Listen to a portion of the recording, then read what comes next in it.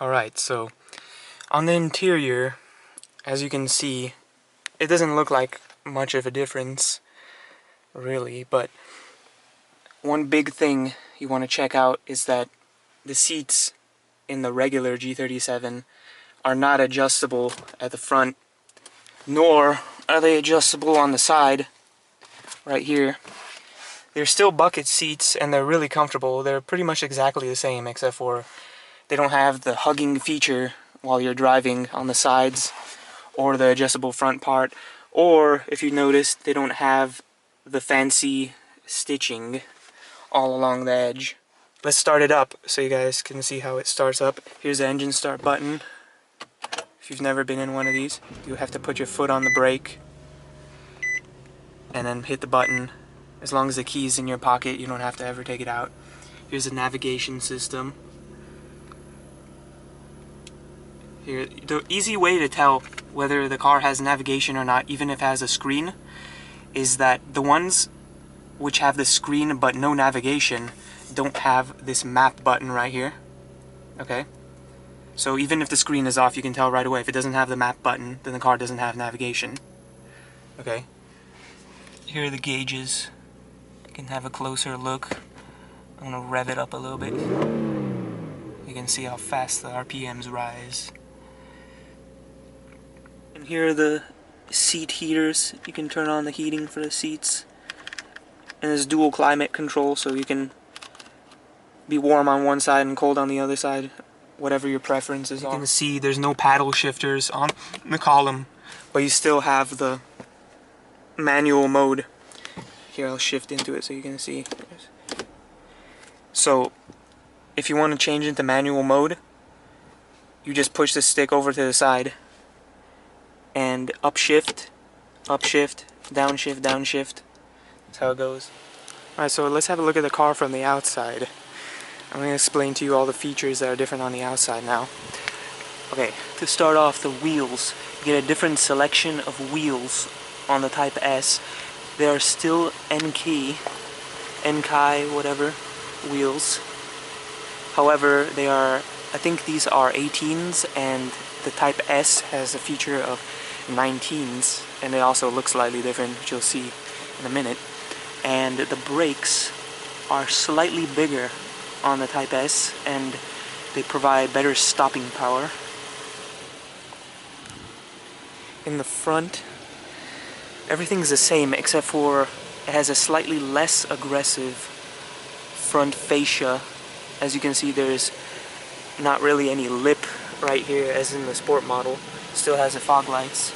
The Type S model has sport suspension on all four corners, which is noticeably stiffer and provides for a more aggressive driving experience. And in the rear, as long as you have the key in your pocket, you can open the trunk with this button.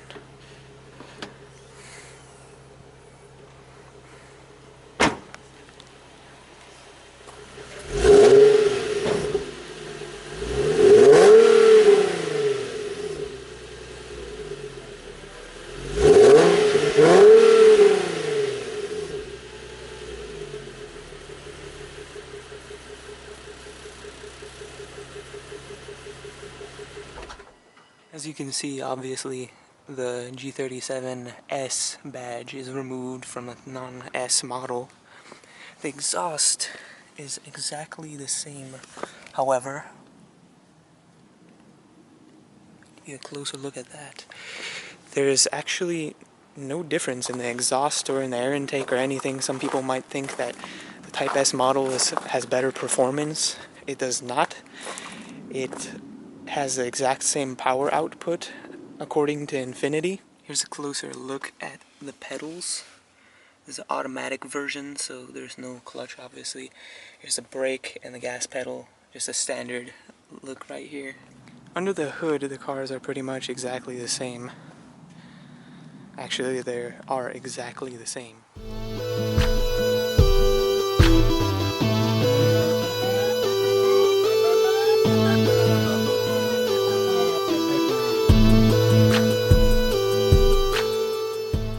As you can see, there's actually a nice white stitching on the edge of the Type S Sport Coupe. Also, the front of the seat is adjustable to your leg length, which is actually a pretty nice feature because some people who have longer legs, they can pop it out a little bit and it'll make it a little bit more comfortable when you're driving.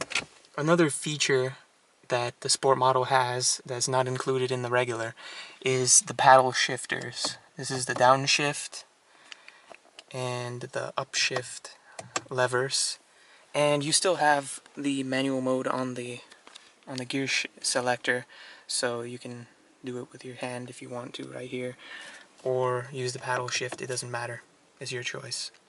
The Sport model also comes with nicer metal pedals. On the front of the car there's a slightly more aggressive front fascia with a slightly longer lip in the front as compared to the regular model.